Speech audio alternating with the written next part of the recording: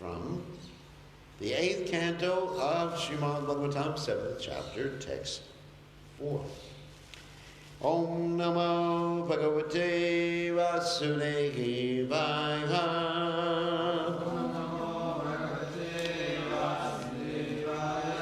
Om Namo Bhagavate Vasudevaya.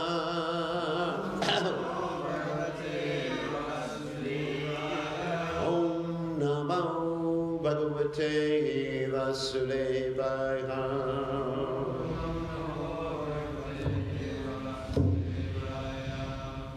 Iti tushnim stitam daijam vilokya purushottamaha asvayamano Visrishagram Pucham Jagraha Sambaraga Iti Tushnim Stitano Echan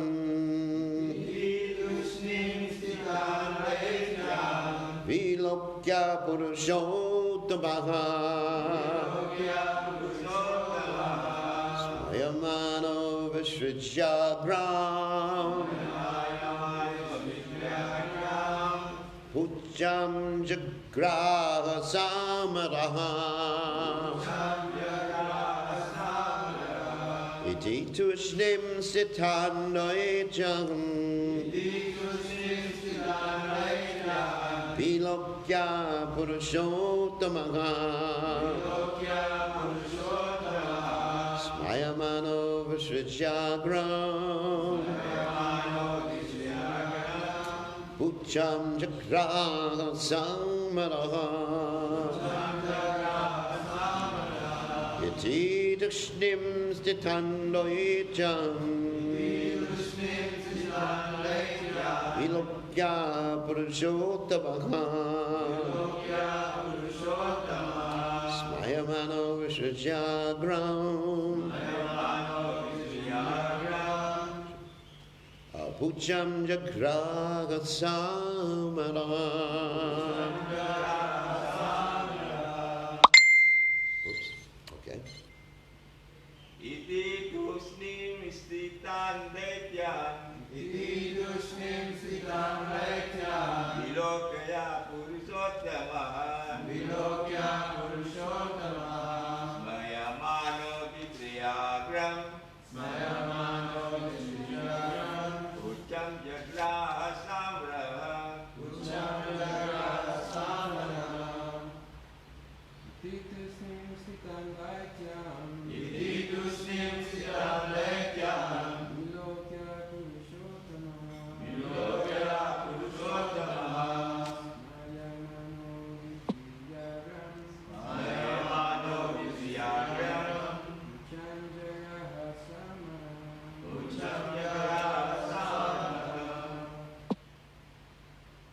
Ladies?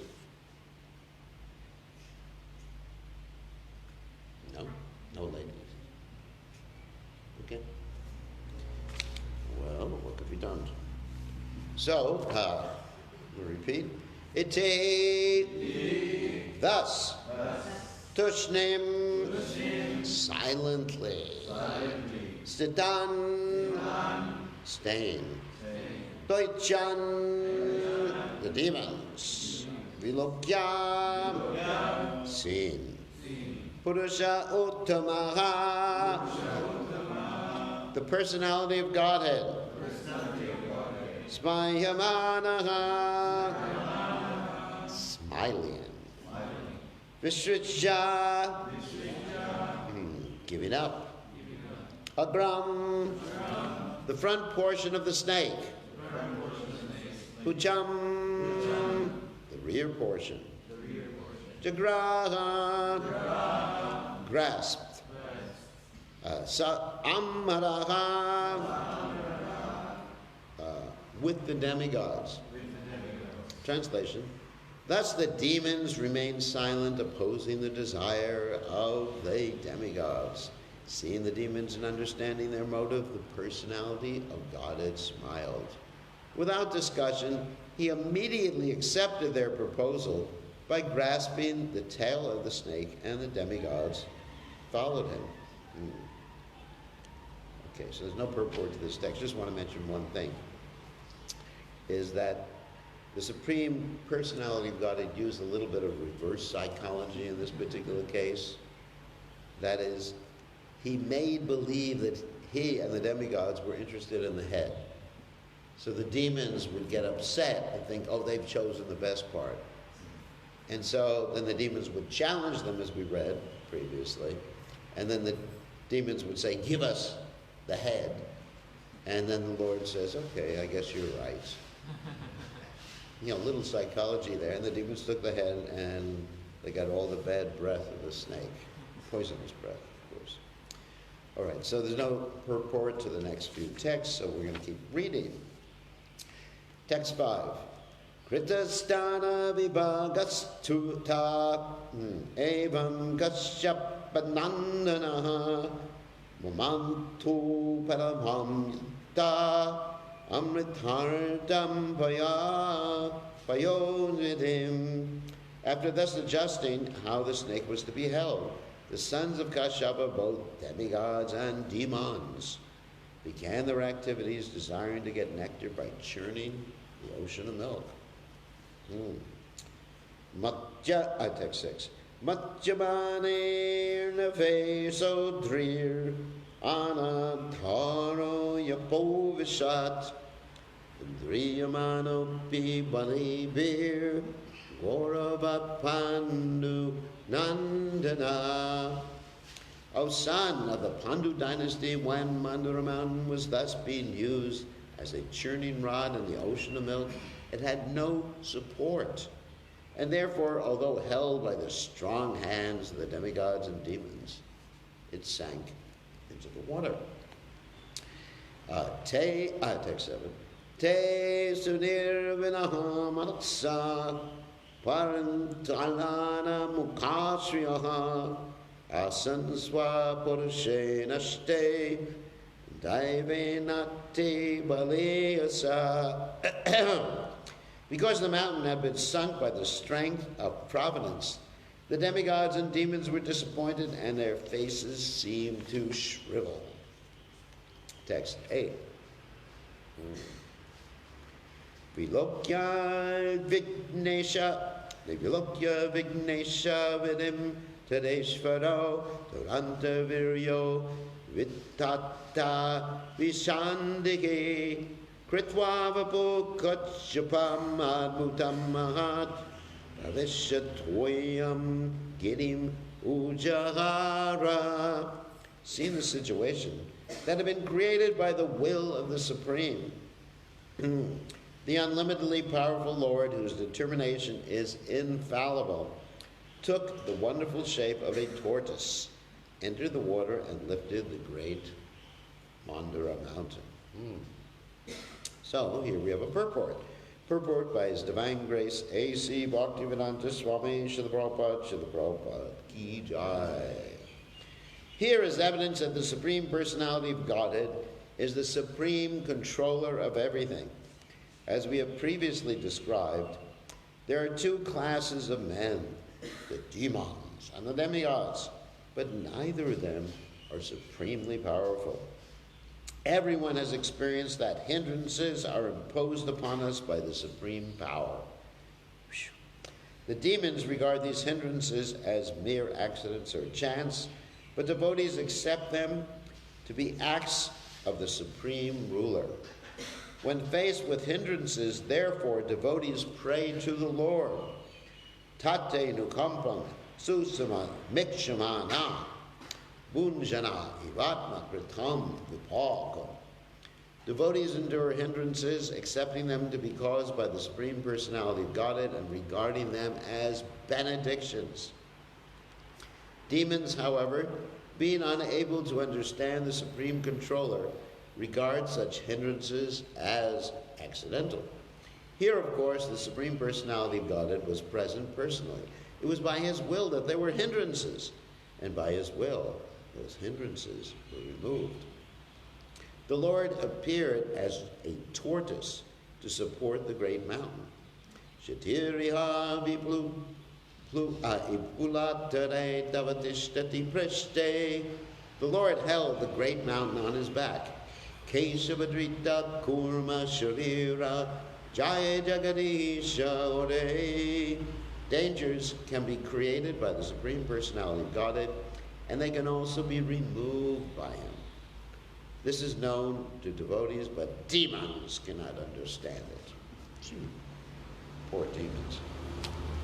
So, Om Gana Timidandasha Gananjana Shalakaya Chakshur Unmeditam Yena Tasmai Shukraveda Maha. So, actually, there's two circumstances in which hindrances occur in the lives of living entities. One circumstance is when the living entity is actually just like an absolute Maya. And these hindrances, or let's say difficulties, to make it more explicit, are actually meant to teach the person that suffering is caused by attachment. You know, people complain so many times about, it's called theodicy, the justice of God. God is so unjust. There's suffering in the world. I get sick, I get old. You know, why doesn't he just make me have a young body in this world? Isn't it? Young body. Why doesn't he just make everything pleasant? Like at Walt Disney World. Everything seems to be going all right. You know, like in some cartoon. Cartoons, at least when I was young, were very pleasant. Like even if someone fell off a cliff, they didn't die. And sometimes they just stayed in the air, which is actually even better. Until they noticed they were without any support. So, there's this whole discussion about theodicy, and you know, one particular explanation is that, which is a valid explanation, that God loves us so much that he punishes us.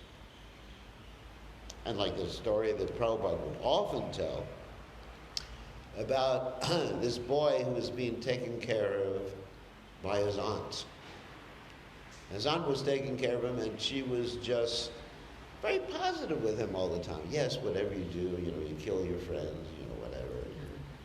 Oh, I love you. Like it says mother calls a blind child Padma Lochana, lotus-eyed child. So, you know, attachment is blind.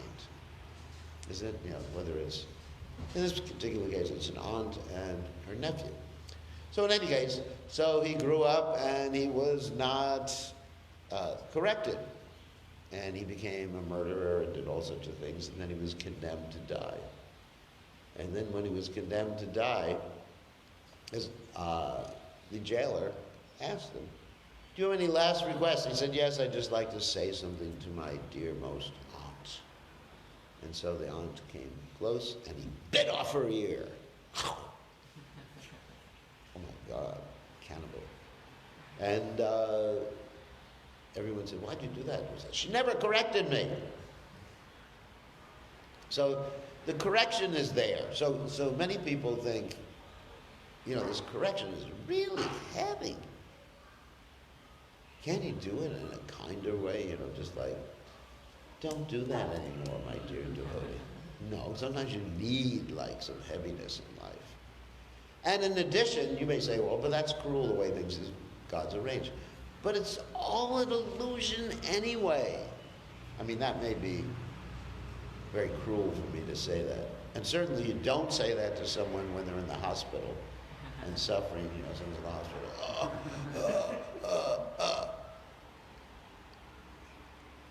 I mean, just like last night, I ate the wrong food or whatever, and I had some like gas pains or something. And it happens sometimes, you know, ate too much or something like that. I was thinking, it's all an illusion, it's all an illusion. I still couldn't sleep. Anyway. Then there's stomach pains or something like that. It's all an illusion. It doesn't work. But it is. It's actually due to your identification with matter. That's the cause of the suffering. Even the Buddhists understand that. That suffering is caused by attachment. Give up the attachment. So that's a hard one to do. Giving up the attachment. So you can't. So forget about it. What the Buddhists propose is absolutely impossible. You can't give up the attachment just by sitting and having someone whack you when you move. You know, that's, of course, Zen Buddhism, you do that. Just, you know, you can't give up the attachment, so it's hopeless, you might as well suffer. No, you can give up the attachment by being attached. Just like if someone is just like completely absorbed in a movie, then you forget your miseries of life, right? That's why in India, you know, especially amongst the poverty-stricken people, these movies are so popular. Bollywood? No, none of you heard of Bollywood movies. There are all these like impossible love stories. You know, and where the couple is dancing like somehow or other they have this dance in the Bombay railway station, which is probably the dirtiest place on earth. And it's just like, and you're watching, and actually there was a movie recently, oh my God. I haven't seen it, don't worry.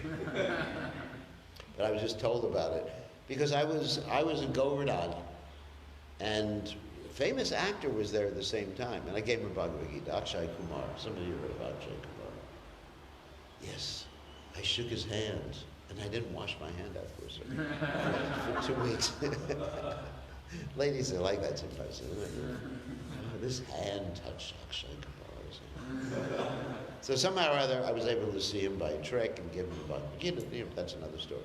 So I just found out recently why he was there. He was filming a film, and the name of the film was Toilet. You heard about that film before? You seen the film? She's seen the film. And it was about, you know, it was about how Brahmins, they don't, they think that toilets are against their religious principles. Right? And then there's a big fight with his parents, and finally they established a toilet. In Braj. It was in Vrindavan. The whole, I mean, it was shot in Braj. I didn't see it. For those of you who want to watch it, it's on Netflix. Anyway, the devotees told me about it because I was there. I'm not in the movie, don't worry. But, so people watch the movie on Toilet. You know. I think this all these movies are just toilets anyway. You've heard about that movie? See? We have one person heard of that movie. Anyone? No, I won't ask you. You heard of it. So you become so immersed in this movie. I mean, just like, I mean, I don't watch toilet movies. But or sometimes, you know, sometimes I'm on the plane, I watch Star Wars. And then I just forget. I forget that I'm a devotee. I forget that forget about, you know, it puts you in illusion. Actually, it puts you in illusion. You forget you're a devotee, you forget your responsibilities in life, and for a little while it's a relief. Phew. And then when you get off the plane, you got to face everyone in Fiji. So the point is, I mean, I'm not saying you should do that, watch a movie all the time, or be engaged in virtual reality, or be an illusion. But by having a higher taste or higher attraction, then you realize, even though these material things are going on, the pain in the body, the pain in the head, the pain in other living entities, material nature. You don't get into it. Just like I have one disciple, who remain nameless, who always complains about things. You know, he really gets into it, and it's just like, I married the wrong girl. All my needs are not being fulfilled. Probably no. No, anyway, it's not important. And he's just complaining. Oh, it's too hot. It's too much rain. It's, I don't have enough money. I didn't make enough money. You know, it's always complaining about things. You know what? Or complaining about the traffic or something like that. Or complaining that someone cut him off in the car. It's always, come on. Complain all this negativity, you know. Isn't it? Oh my God. But it doesn't make things better to complain about things. It just makes it worse. It makes it 10 times worse. Let's say it's raining. You know, yesterday it was raining, pouring. Or the other night. Let's take the other night. I was trying to sleep and rain was coming down and hitting the roof. I got up, put my headphones on. But I didn't complain. I didn't get angry with the rain or anything, or just like, it's rain. Because it just makes you more attached. Isn't it? The more you get angry and upset in this world, you just got to tolerate. Tamsa tiksha shabharata. Matra sparsha. There's the first lesson Krishna teaches in the Gita, isn't it? Matra sparsha stakantaya sita vishna sukadukata. Same first lesson. Just tolerate Arjuna. You know. So, but we tolerate by understanding we have a higher purpose, a higher goal. So we focus on the goal, then we can push through whatever misery is there. Anyway, so getting back to the point, I was just talking about non-devotees and then I got onto devotees, but anyway. So getting back to the point is that somehow or other we have to encourage people. There are ultimately no material solutions. You can do certain things. You go to the doctor, you wear a seatbelt and everything like that, but ultimately this world is going to present all these different difficulties, impediments like that. Okay, that's karma, or whatever. That's Krishna. Actually, the karma is administered by Krishna's agents to teach you a lesson that you're meant to be attached to Krishna, a higher thing that never goes away. Understand? So, that's the karma. So let's talk about it from the Lord's pastimes perspective, where you find in the Lord's pastimes there's so many impediments that occur, so many problems that occur. You think that, the Lord comes down and everybody should be just like peace and love and everything like that. Yesterday I was reading the Ramayana, Valmiki Ramayana, the bona fide Ramayana. So at this particular part of the Ramayana, Ram, Lakshman, they come and they meet Hanuman, which is a really ecstatic part of the Ramayana. And Hanuman takes them up to see Sugriv. And they want to make friends with Sugriv because, Sugriv is going to help them solve the problem of getting Sita Devi back. And then Sugriv starts to tell them about his problems. He says, you think you have problems. They're both sharing their problems. First, it's actually a fact that what happens is that Ram is actually acting like a regular person, and he's crying. He's crying out of separation from Sita Devi. He's actually literally crying in the Ramayana. It's just like, and because recently he's been it's springtime there, and everything reminds him of Sita Devi. The chirping of the birds, chirp, chirp. Spring awakens a young man's fancy and love. It's like, do you have Valentine's Day here? Do you all send hearts and everything? Anyway, so Ram, it's actually not that funny, but Ram is actually just experiencing extreme anxiety, and Sugriva has to preach to him.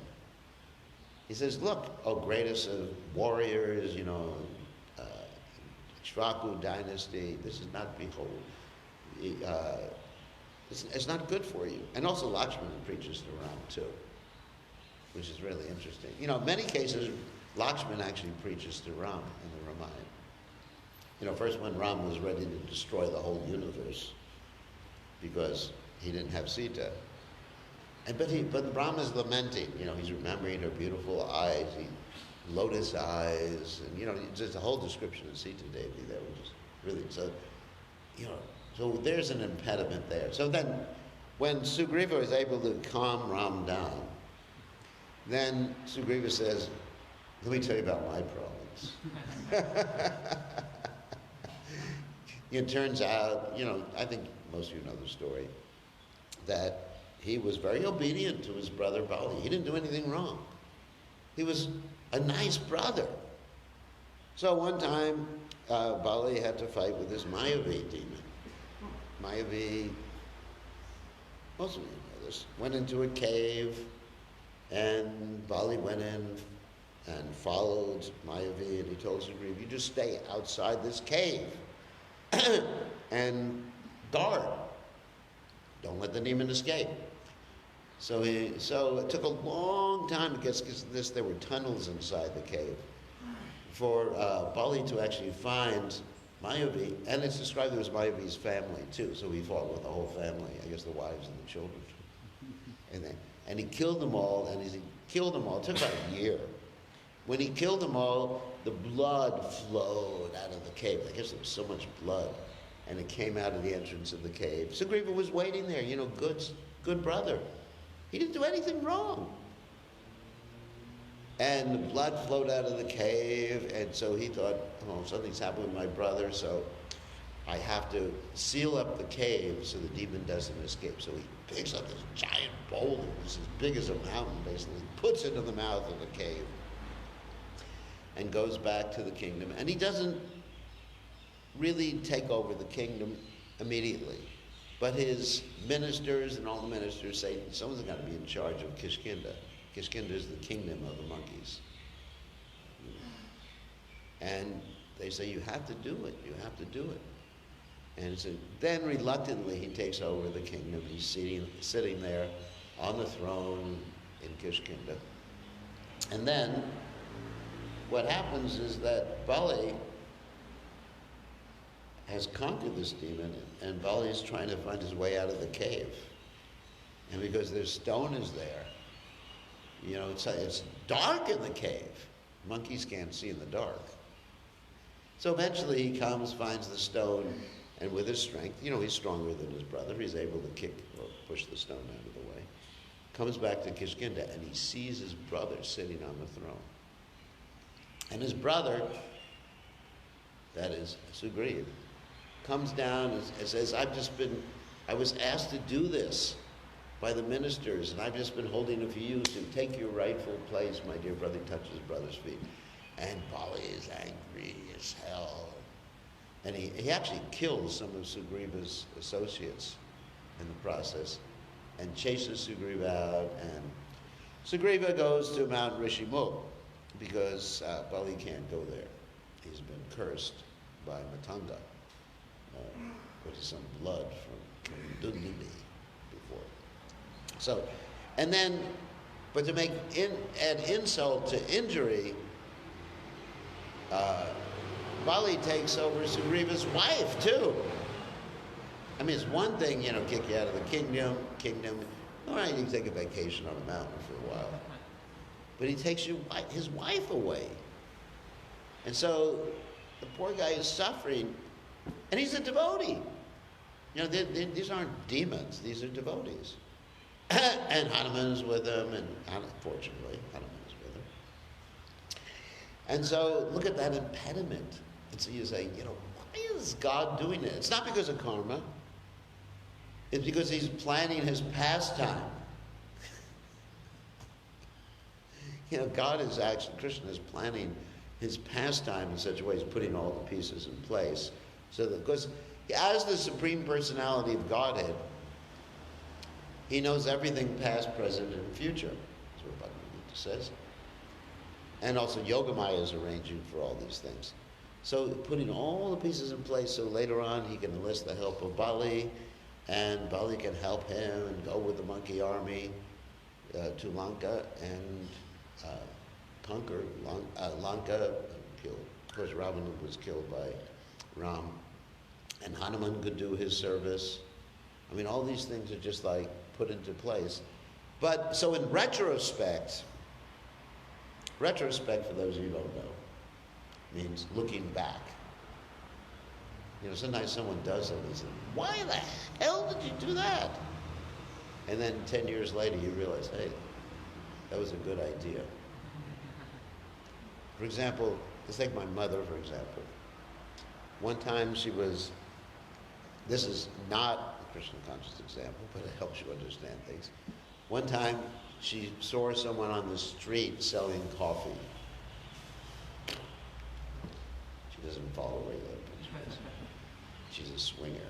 So anyway, she saw her and she bought the coffee and said, this is the best coffee I ever tasted. What's your name? And what's the company's name? It just a few street carts. They said, the carts are called Starbucks. And my mother, they went public, and my mother bought like thousands of shares of Starbucks at like $1 a share. So everyone thought, what a stupid thing to do. And now, you know, of course now the market, who knows. But anyway, so it increased like thousands and thousands of times. So sometimes, you know, you see things, you know, why did God do this?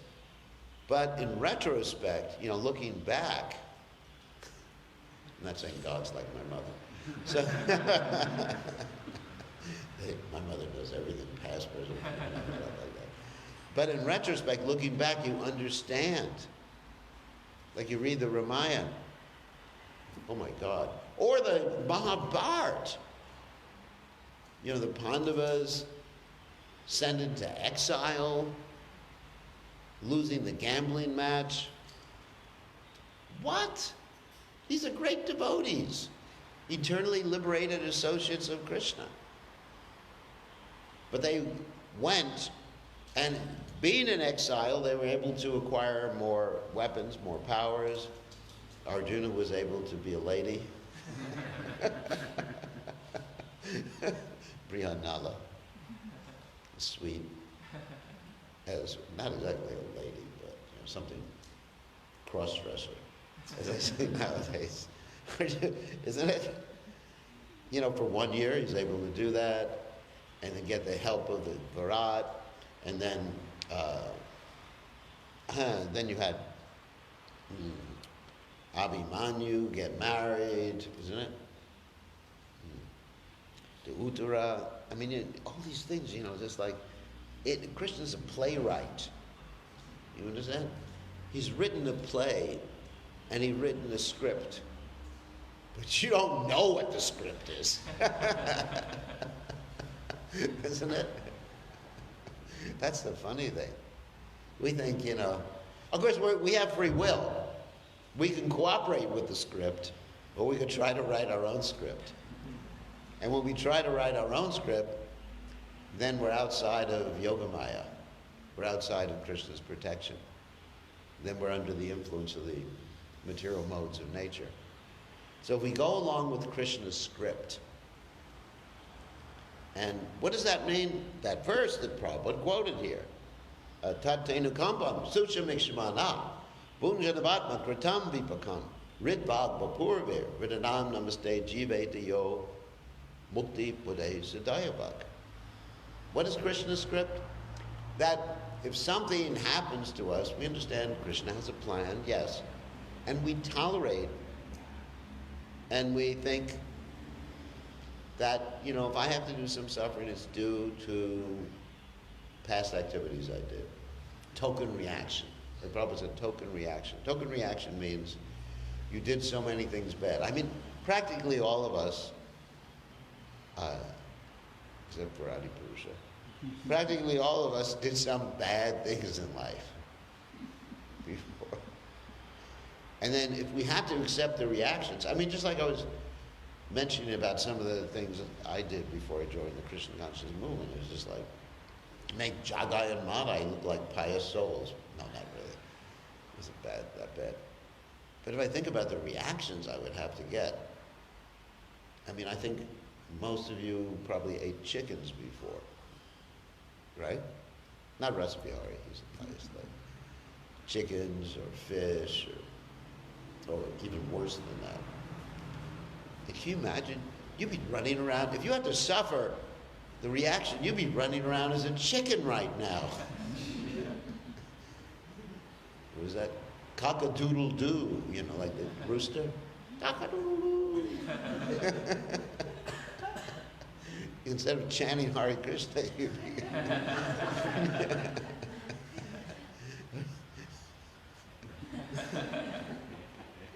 Or you'd be one of those street dogs. Ruff, ruff, like that. Isn't it? So, you know, so you get a token reaction.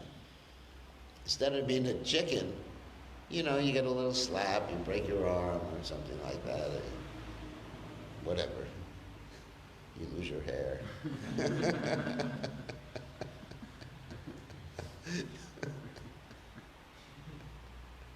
So Tatena Kampam Sushamikshmana.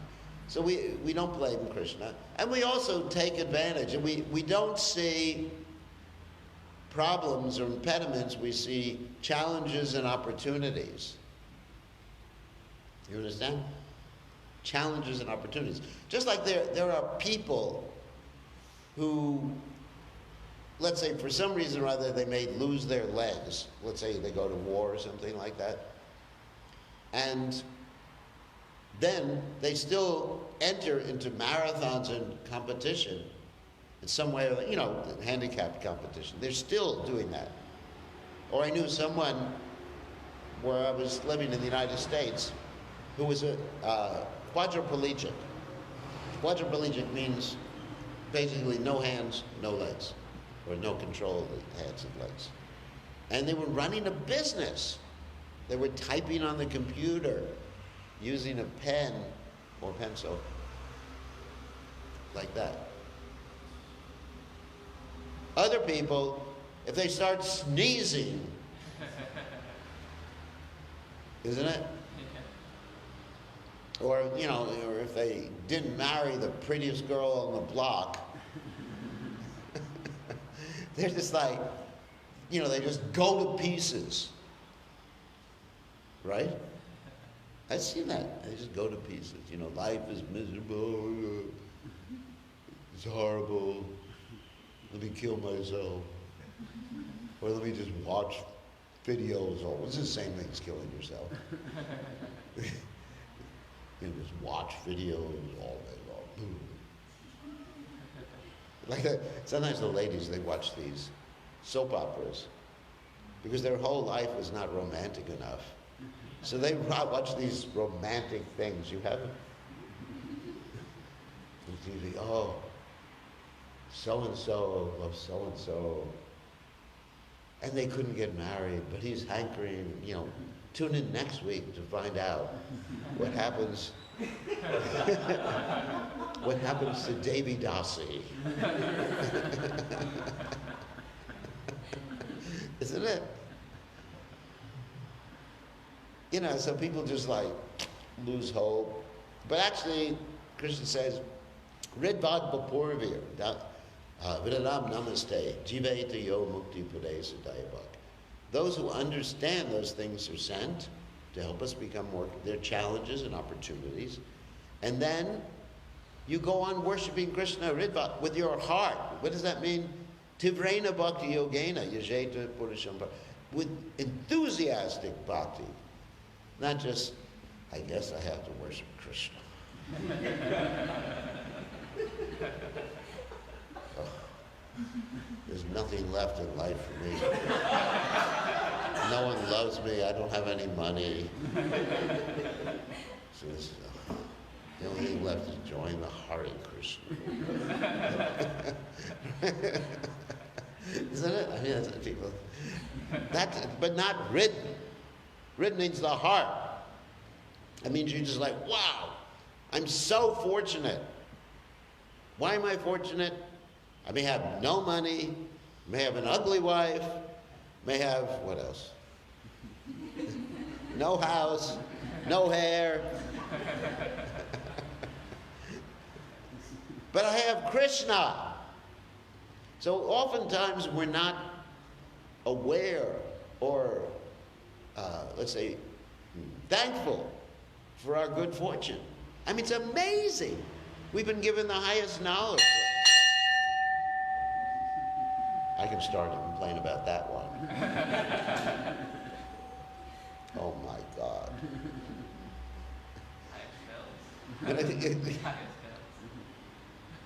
Are you finished? Okay. I'm so miserable. Anyways. So, anyway, getting back to the point. We have Krishna. I mean, the highest knowledge, the best association. You know, you could look at things in a negative way, but look, we've been so blessed. You know, who in this world is so blessed as us? Isn't it? Higher goal, a purpose in life. You know, associated with Prabhupada, the Vedic literatures. Wow.